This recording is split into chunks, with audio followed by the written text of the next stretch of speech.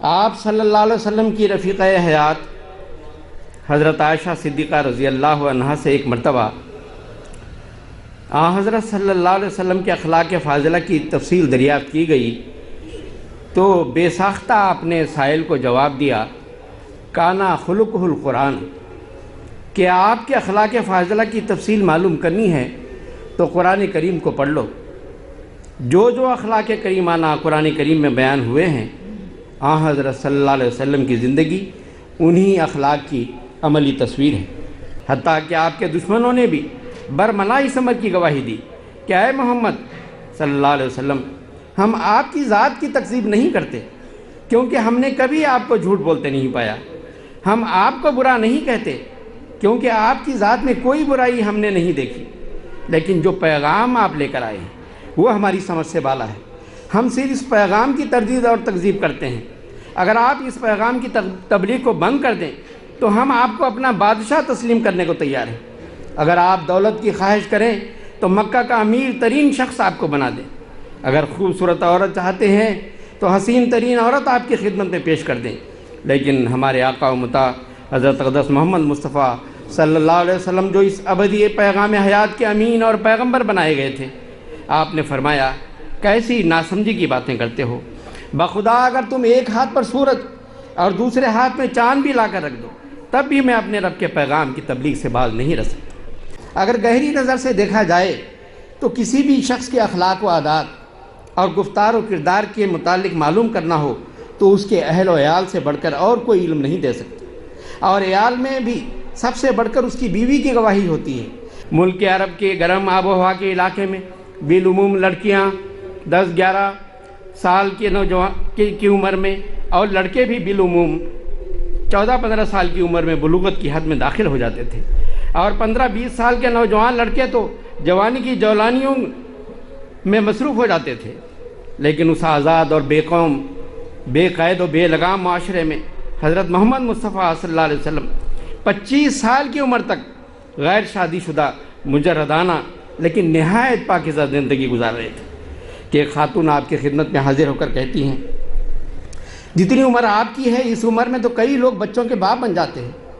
مگر آپ ابھی تک تجرد کی زندگی گزار رہے ہیں۔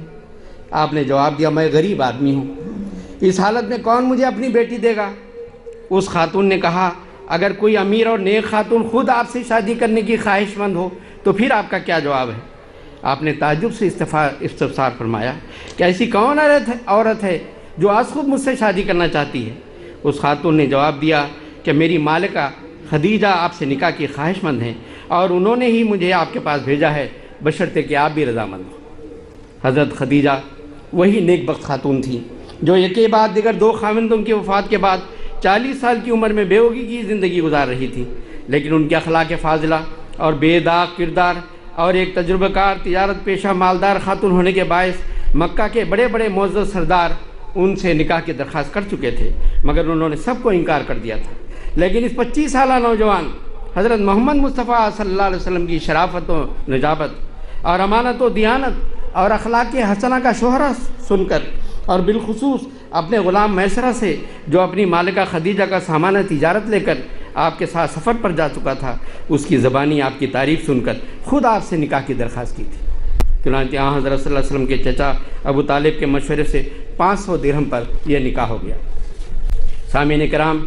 حضرت اقدس محمد مصطفیٰ صلی اللہ علیہ وسلم کی عائلی زندگی کی اس طرح شروعات ہوئی۔ اگر کوئی سوچے کہ بڑی عمر کی خاتون سے محض اس کے مالدار ہونے کے سبب یہ رشتہ کر لیا تھا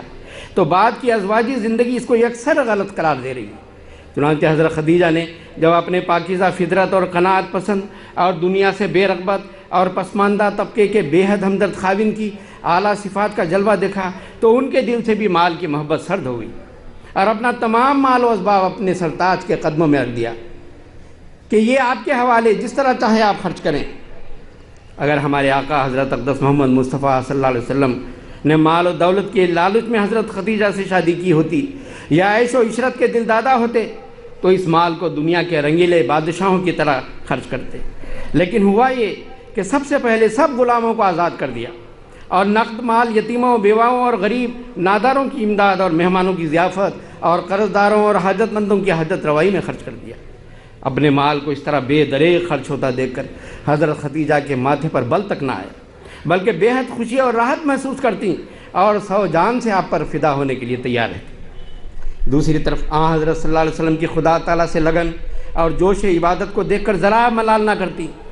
بلکہ دلی بشاشت سے توشہ تیار کر کے دیتی، جس کو لے کر آپ غار حرا میں عبادت کے لیے نکل جاتے اور 3 4 دن مسلسل عبادت میں لگے رہتے۔ یہ سلسلہ جاری تھا کہ ایک دن حضرت جبرائیل نمودار ہوئے اور خدا رب العزت کا پیغام سنانے کے لیے آپ کو اپنے سینے سے لگا کر بھیجا اور روح القدس سے معمور کر کے وحی الہی اقرأ باسم ربک الذی خلق پڑھائی۔ اس غیر معمولی واقعہ اور پیغام ربانی سے آپ بہت گھبرا گئے کہ عظیم الشان فریضہ کیوں کر اور کس طرح ادا کر سکوں گا۔ اسی گھبراہٹ میں گھر آ کر حضرت خدیجہ سے سارا واقعہ کہہ سنایا۔ آپ کی ہمراز اور غمگسار بیوی حضرت خدیجہ جو 15 سال سے حق کے رفاقت ادا کرتے ہوئے آپ کے اوصاف کریمانہ اور عملی کردار کا مشاہدہ کرتی چلی آ رہی تھی، اس کے مد نظر آپ کو تسلی دیتے ہوئے برجستہ عرض کیا، میرے آقا آپ کیوں گھبراتے ہیں؟ کلا واللہ لا یوزیک اللہ ابدا، خدا کی قسم اللہ آپ کو ہرگز ضائع نہیں کرے گا اور اس فریضے کی ادائیگی میں ناکام نہیں رکھے گا، کیونکہ آپ صلہ رحمی کرتے ہیں، کمزوروں کا بوجھ اٹھاتے ہیں اور معدوم و مفقود اخلاق فاضلہ کو زندہ کر رہے ہیں اور مہمانوں کی مہمان نوازی کرتے ہیں اور مظلوموں کی فریاد رسی کرتے ہیں۔ سامعین کرام، حضرت خدیجہ کی یہ گواہی محض وقتی اور جذباتی نوعیت کی گواہی نہیں تھی، بلکہ 15 سالہ رفاقت کے نشیب و فراز اور ہر گوشہ زندگی کے عملی تجربات کا نچوڑ تھی۔ اس اقرار اور ایمان کے بعد مشکلات و مصائب کا دور شروع ہوا، تب بھی اس عظیم المرتبت مومنہ کے پائے اس بات میں کوئی لغزش نہ آئی، بلکہ استقامت میں ترقی کرتی گئیں، حتیٰ کہ اپنے اسلام اور ایمان کی حفاظت کی خاطر اپنے محبوب شوہر اور بچوں اور افراد خاندان کے ساتھ شعب ابی طالب میں محصور ہو گئیں اور اسی دوران سن 7 نبوی میں 62 سال کی عمر میں اپنے محبوب شوہر کو داغ مفارقت دے کر مولائے حقیقی سے جا ملی۔ چونکہ حضرت صلی اللہ علیہ وسلم کے تمام معاملات کا خدا تعالیٰ خود متکفل ہو چکا تھا،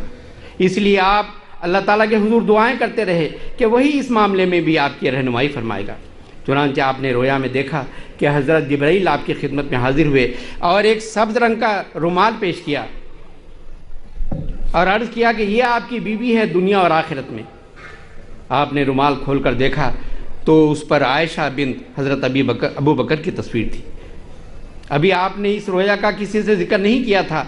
کہ کچھ عرصہ بعد حضرت خولہ بنت حکیم نے حضرت صلی اللہ علیہ وسلم کی خدمت میں عرض کیا، یا رسول اللہ، حضرت خدیجہ کی وفات کے بعد آپ بہت تنہا اور اداس ہو گئے۔ آپ نے فرمایا، ہاں،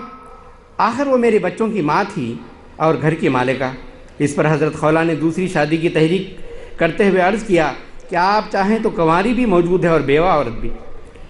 اور حضرت عائشہ اور حضرت سودا کے رشتے پیش کیے۔ آپ نے فرمایا، اچھا، تم ان دونوں کے متعلق بات کرو۔ چنانچہ حضرت صلی اللہ علیہ وسلم کا ان ہر دو کے ساتھ 400 درہم پر نکاح شوال سن 10 نبوی میں پڑھا گیا۔ حضرت سودا کا تو ساتھ ہی رخصتانہ عمل میں آ گیا، لیکن حضرت عائشہ کی عمر ابھی کم تھی، اس لیے ان کا رخصتانہ ان کی بلوغت کے بعد سن 3 ہجری میں عمل میں آیا۔ حضرت سودا جو ایک غمزدہ بیوہ اور معمر خاتون تھی، حضرت صلی اللہ علیہ وسلم کا ان سے شادی کرنا محض ایک ہمدردانہ کارروائی تھی، کیونکہ شادی کے تھوڑے ہی عرصہ بعد وہ حق کے زوجیت کی ادائیگی کے بھی قابل نہ رہیں اور اپنی باری حضرت عائشہ کے حق میں چھوڑتے ہوئے صرف یہی خواہش کی کہ وہ حضرت صلی اللہ علیہ وسلم کے حرم میں شامل رہیں، بس یہی اعزاز ان کے لیے کافی۔ چنانچہ حضرت صلی اللہ علیہ وسلم آخر عمر تک ان کے حقوق کی کمال شفقت کے ساتھ ادائیگی فرماتے رہے اور ہر طرح ان کی دلجوئی فرماتے رہے۔ حضرت سودا کے بارے میں آتا ہے کہ وہ بہت سادہ طبیعت کی مالک تھی۔ ایک دفعہ رات کے وقت حضرت نبی کریم صلی اللہ علیہ وسلم کے ساتھ عبادت کرنے کا شوق ہوا تو حضور کے ساتھ نماز تہجد میں کھڑی ہو گئی۔ حضور صلی اللہ علیہ وسلم اپنے معمول کے مطابق لمبی نماز پڑھ رہے تھے۔ حضرت سودا حضور صلی اللہ علیہ وسلم کے ساتھ بمشکل ایک رکعت ادا کر سکیں، کیونکہ جسم خاصا بھاری تھا۔ صبح نبی کریم صلی اللہ علیہ وسلم کی خدمت نے نہایت سادگی کے ساتھ عرض کیا کہ رات میں نے آپ کے پیچھے نماز تہجد شروع کی، بس ایک ہی رکعت پڑھ سکی، باقی تھک ہار کر چھوڑ دی، کیونکہ مجھے تو نکسیر پھوٹنے کا خوف دامنگیر ہو گیا تھا۔ اب آپ کی سب سے چہیتی بیوی حضرت عائشہ کی باری کا بھی حال سن لیجیے۔ حضرت عائشہ سے عطا نامی ایک صحابی نے پوچھا مجھے حضرت صلی اللہ علیہ وسلم کی کوئی عجیب ترین بات بتائیں جو آپ نے رسول اللہ صلی اللہ علیہ وسلم سے دیکھی ہو۔ اس پر حضرت عائشہ آپ کی یاد سے بے تاب ہو کر رو پڑیں اور کہنے لگیں آپ کی تو ہر ادا نرالی ہوتی تھی، آپ کی تو ہر ادا نرالی ہوتی تھی۔ پھر کہا کہ ایک مرتبہ حضرت صلی اللہ علیہ وسلم کی میرے ہاں باری تھی، میرے ساتھ بستر میں لیٹے، پھر فرمایا اے عائشہ کیا آج کی رات تو مجھے اجازت دیتی ہے کہ میں اپنے رب کی عبادت کر لوں؟ اب دیکھیں 8ویں 9ویں دن جب باری پر تشریف لا کر رات بھر خدا کی عبادت کرنے کی اجازت مانگتے ہیں تو اس وفا شعار بیوی کا کیا جواب ہے؟ عرض کرتی ہے میں نے کہا خدا کی قسم مجھے تو آپ کی خواہش کا احترام ہے اور آپ کا قرب پسند ہے، میری طرف سے آپ کو اجازت ہے۔ تب آپ اٹھے اور مشکزہ سے وضو کیا، نماز کے لیے کھڑے ہو گئے اور اس قدر روئے کہ آپ کے آنسو آپ کے سینے پر گرنے لگے۔ نماز کے بعد آپ دائیں طرف ٹیک لگا کر اس طرح بیٹھ گئے کہ آپ کا دایاں ہاتھ آپ کے دائیں رخسار پر تھا۔ آپ نے پھر یاد الہی میں رونا شروع کیا یہاں تک کہ فجر کی اذان ہوئی۔ حضرت صفیہ بنت ہوئی یہودی قبائل بنو نذیر اور بنو قریظہ کی شہزادی تھی۔ جنگ خیبر میں ان کا باپ اور بھائی اور خاوند اور کئی رشتہ دار مارے گئے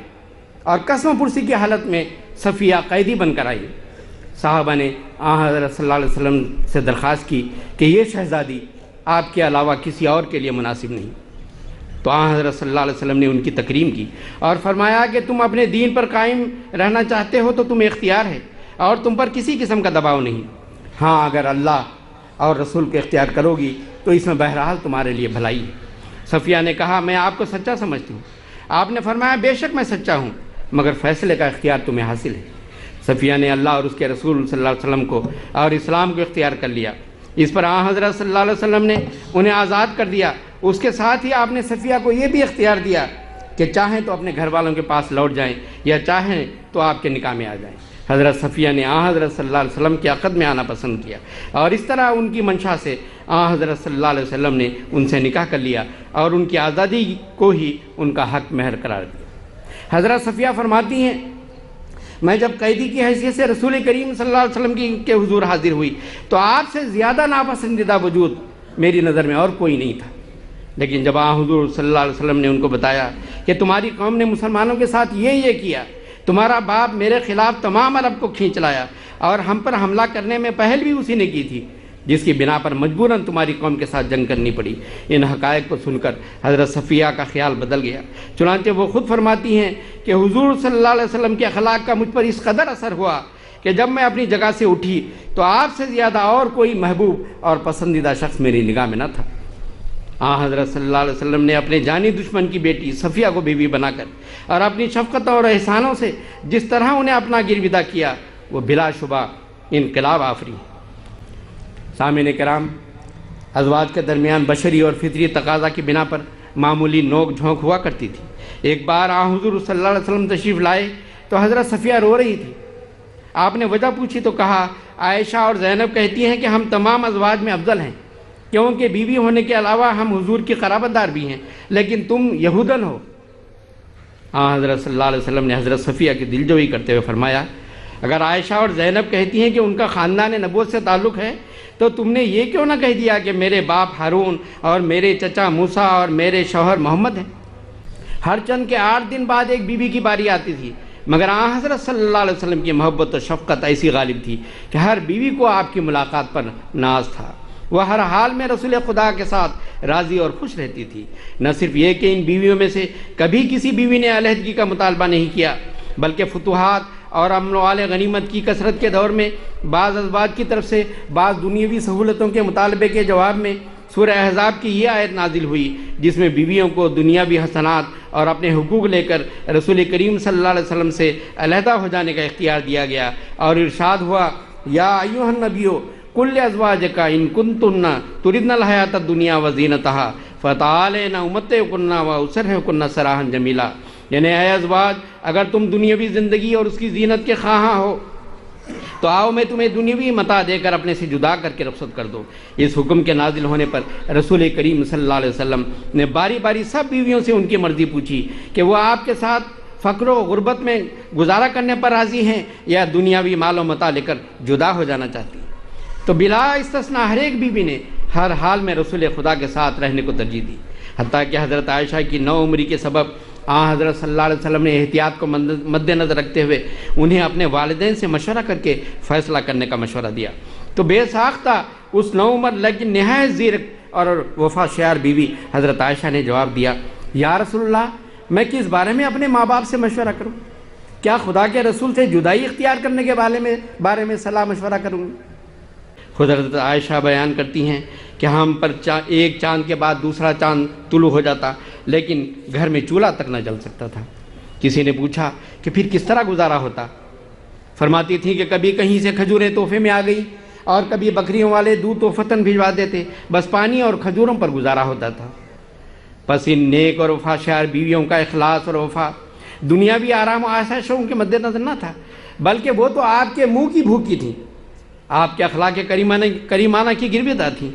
آپ کے حسن سلوک اور رافت اور رحمت کی مرہون تھیں۔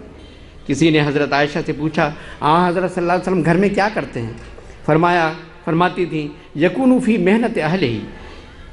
کہ جتنا وقت آپ گھر پر ہوتے ہیں گھر والوں کی مدد اور خدمت میں مصروف رہتے، یہاں تک کہ آپ کو نماز کا بلاوا آتا اور آپ مسجد میں تشریف لے جاتے۔ نیز فرمایا کرتی تھیں کہ آپ عام انسانوں کی طرح ایک انسان تھے، کپڑے کو خود پیوند لگا لیتے، بکری خود دھو لیتے، جوتوں اور گھر کے ڈول کی مرمت کر لیتے تھے، رات کو دیر سے گھر لوٹتے تو کسی کو زحمت دیے یا جگائے بغیر کھانا یا دودھ خود نکال کر استعمال فرما لیتے۔ یوں تو آپ انسانیت کے ہر شعبہ حیات میں خلق عظیم کا نمونہ تھے، لیکن کبھی اپنے منہ سے کسی وصف کا اس طرح اظہار نہ فرمایا جس طرح آئلی زندگی کے متعلق برملا اظہار کرتے ہوئے فرمایا کہ خیرکم لأہلہ وانا خیرکم لأہلی۔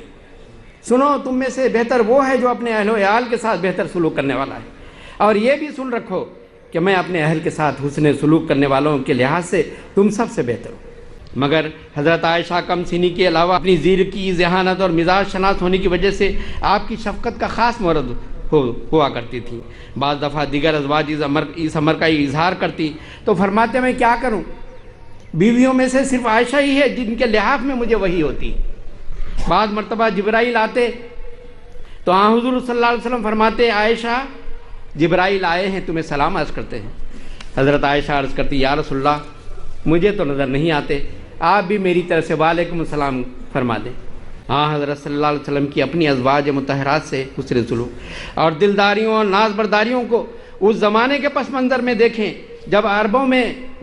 عورت کی کوئی قدر و قیمت نہ تھی، بلکہ مرد انہیں جوتیوں کی طرح استعمال کرتے تھے کہ ایک ناپسند ہوئی تو دوسری بدل لی، حتیٰ کہ بچی کی پیدائش کو بھی منحوس سمجھا جاتا تھا، اور بعض شقی القلب بیٹیوں کو زندہ